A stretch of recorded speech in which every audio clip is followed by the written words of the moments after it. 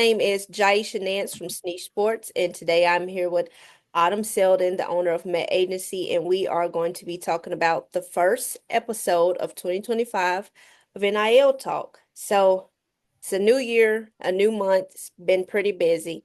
What is going on in the transfer portal right now?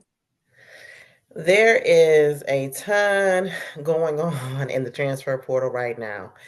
And I think I want to start by shedding some myths. 90% of the players in the portal right now, and even those that came in through December, through the portal window, have been pushed there. Coaches have made it so that they don't have the option. It could have been coaching and staffing changes. It could have been, I'm here now and you were here and you didn't play. So your time is now to go and find your opportunity, but there's no opportunity here for you now.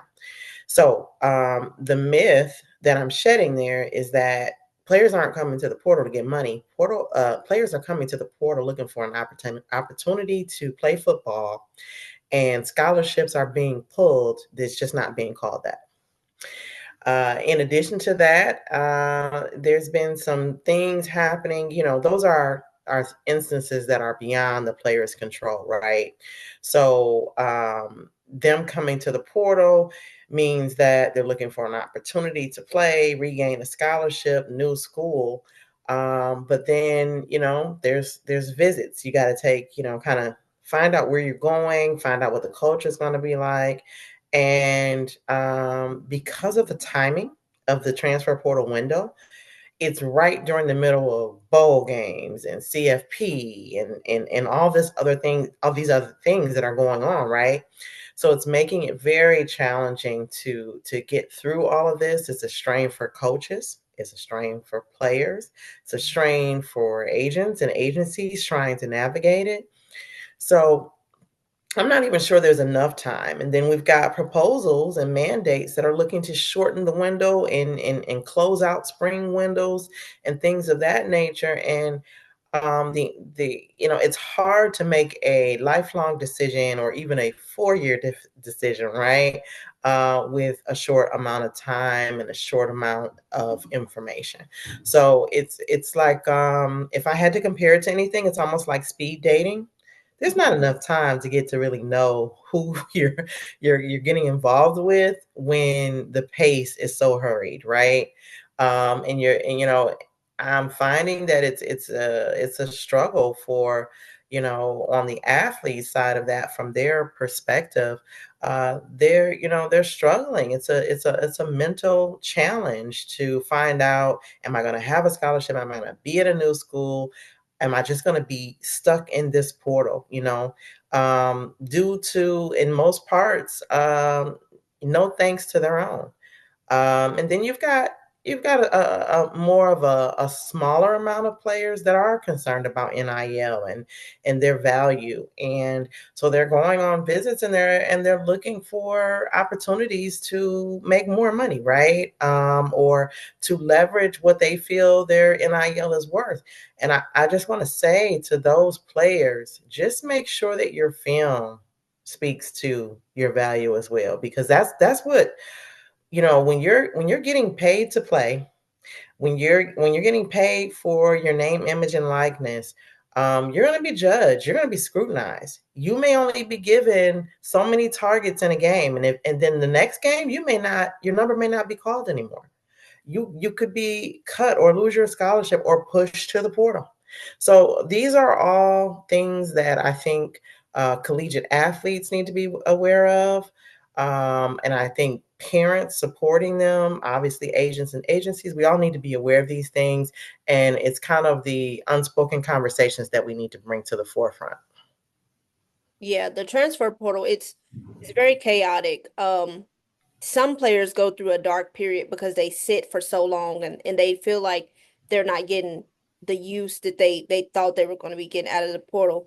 So, with that being said, what advice would you give to players that are going through that dark period or may feel like there's nothing more for them to gain?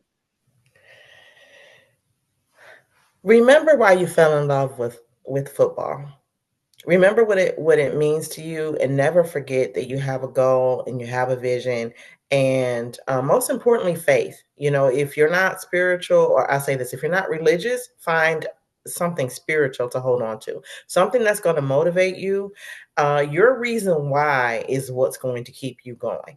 I've seen players go to JUCO, make it out of JUCO, and still pursue their career. I've seen athletes start at the bottom of the FCS and work their way up to P4, P5 universities. You have to continue to love football in order for football to love you back. And don't let anyone take that away from you. I think that's the key. If they stay in love with the sport and their passion for pursuit of it, let everything else fall by the wayside. Adversity, waiting, doubt, people that don't believe in you, let all of that fall to the wayside and focus in on what you know you can do and what you know you're destined to do.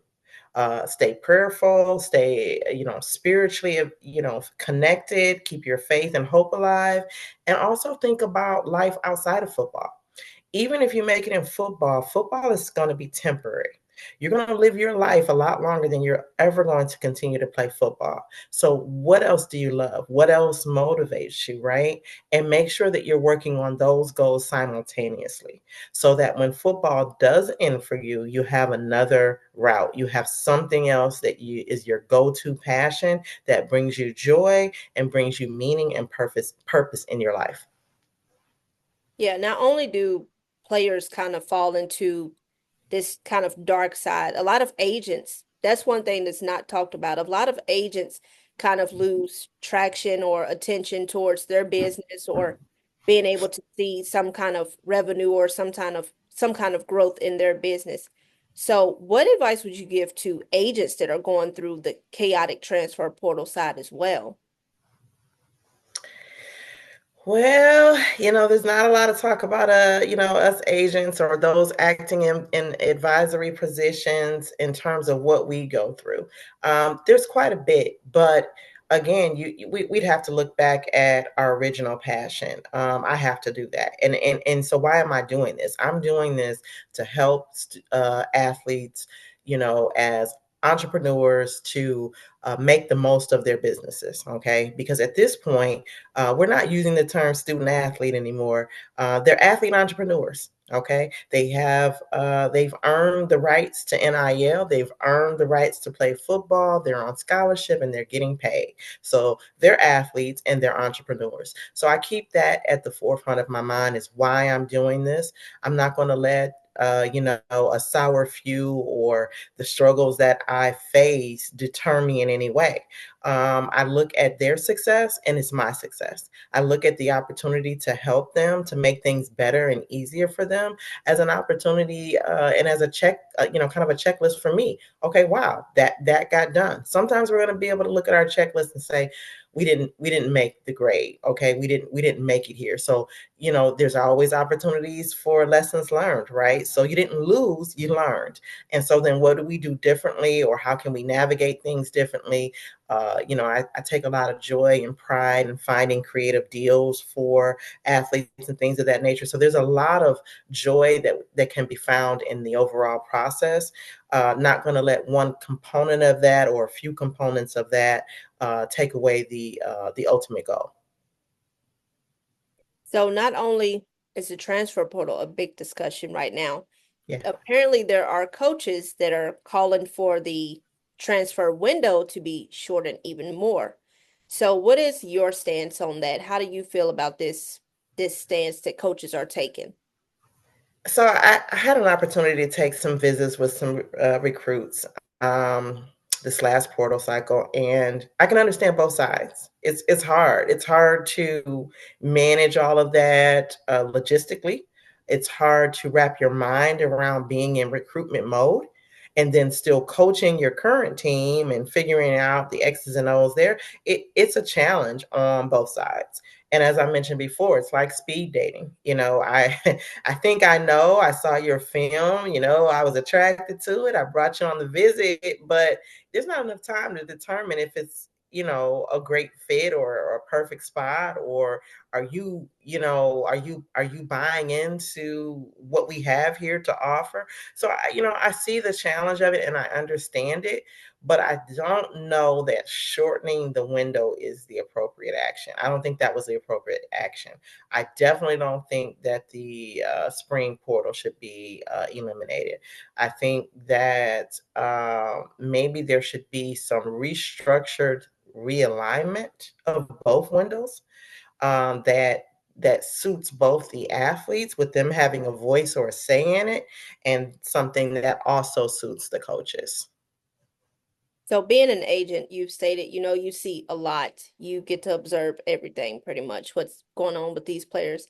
So how are things going with your portal clients and what have you observed from them?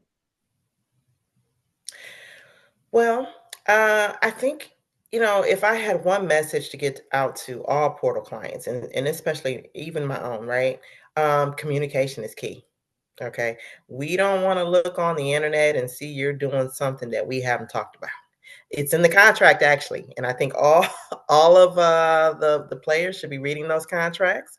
I think that having surprises and keeping information, not sharing, not being communicative, that's only going to lead to problems. It's going to hinder your process. We're working with a short window of time, so that will actually make things a lot worse. And I think we really got to get down to basics. I'm going to throw this in here because I'm not sure of all the questions on the podcast, but I really got to say this. Um, these are collegiate athletes that we're talking about, right? And so, even though we're removing the term or terminology student athlete, there's no collegiate athlete without college.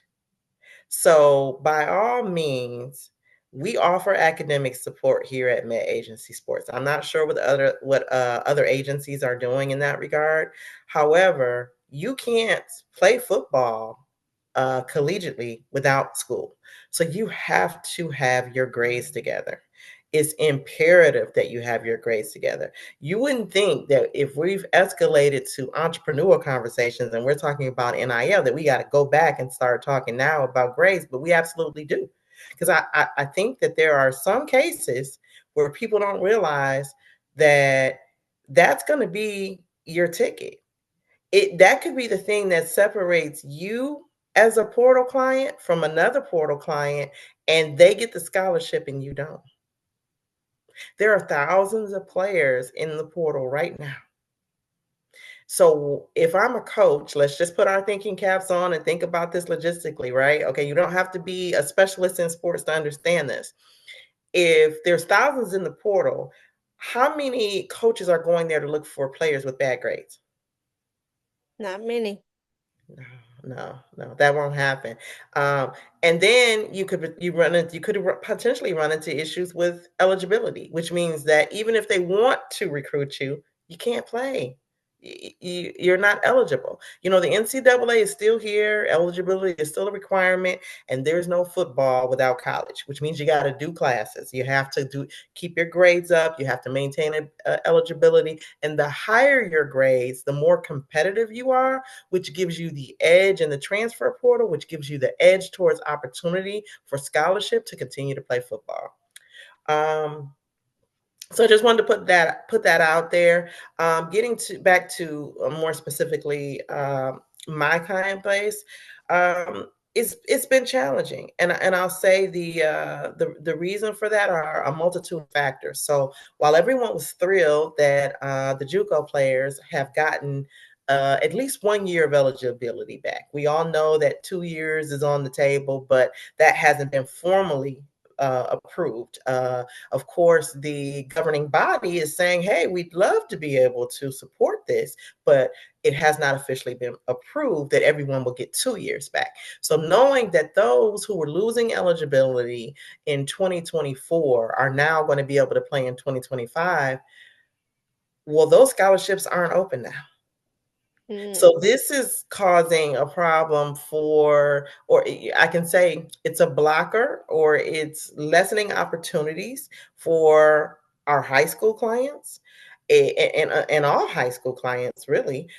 We've seen scholarships go from 20 high school to 10 high school to, I'm hearing the latest is we may take 5 guys from high school.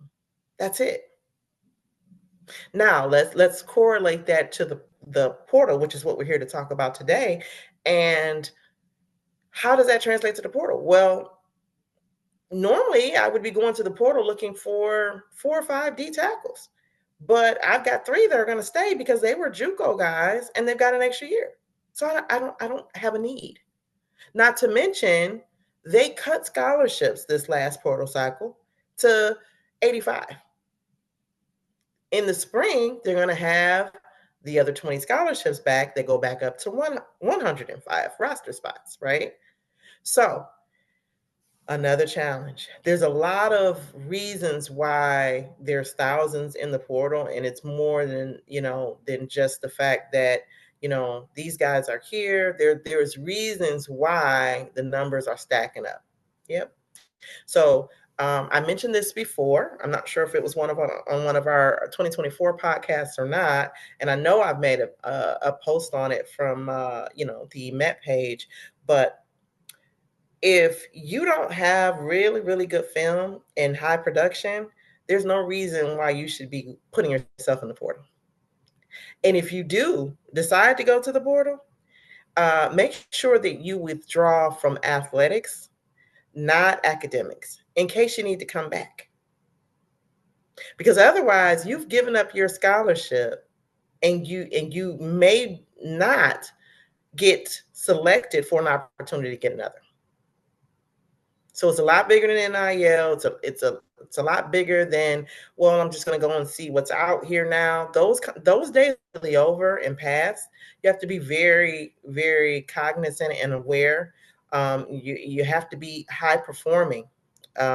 Make sure that if you are at a university and you're on scholarship, again, now that players are being paid, NIL is a factor. You have to be high performing. When you get your opportunity to get on the field, if you're running in the 2 deep and you're in the 1s and 2s, great, perform like it. If you're with the 3s and 4s, take someone's spot. You know, we don't ever want anyone to get to the portal and be stuck, but we are seeing that happen. Yeah, this it's more to come with the spring portal. There's lots of conversations now. There's lots of conversations that still have to be had. Um, this it's just a lot. It's a never-ending cycle, and we're going to see a lot of from players. We're going to see a lot from agents. Even analysts are chiming in. So I think everything that you've pretty much brought up is it covers what we are seeing now and what we will possibly be seeing in the future. A lot of players don't really think about transferring right away. They're like, well, I could stay, and then there's this option, and then they're like, no, well, let me transfer, and maybe this is out there, and then once you're in the portal, you're kind of stuck because you only thought about I could stay or I can transfer. But the main thing that they're not doing is having conversations with people they need to in terms of coaches. Sometimes you can just talk to a coach and y'all can get an understanding, and it's completely fine. It'll be the best 2, 3, 4 next years of your college life. Mhm. But a lot of it is the lack of communication. I think that is one thing that the portal has really stripped. No conversations are really being had anymore. People are, well, if you go here, you'll automatically be playing with this amount of money. That's one conversation you had. You didn't still see what is out there at the university you started with. Sometimes if you start somewhere, you got to finish because there are plenty of kids that have transferred and withdrew their name once they realize grass isn't always greener on the other side. Or there's a kid that has transferred, they transfer again, and they transfer again. And now each year your tape or your film is being cut down. You don't have much. You're transferring from school to school. Your draft stock is low. And it gets to a point you run out of eligibility. So you got to find something outside of football. But I think we've covered a lot of great topics tonight. I'm sure there will be more happening by the time we talk again next week. But Yeah. I thank you for taking the time to just provide your knowledge as always. It's always great conversations and a great way to just put people on notice of what's happening. Agreed. Thanks for having me, Jaisha. I appreciate it.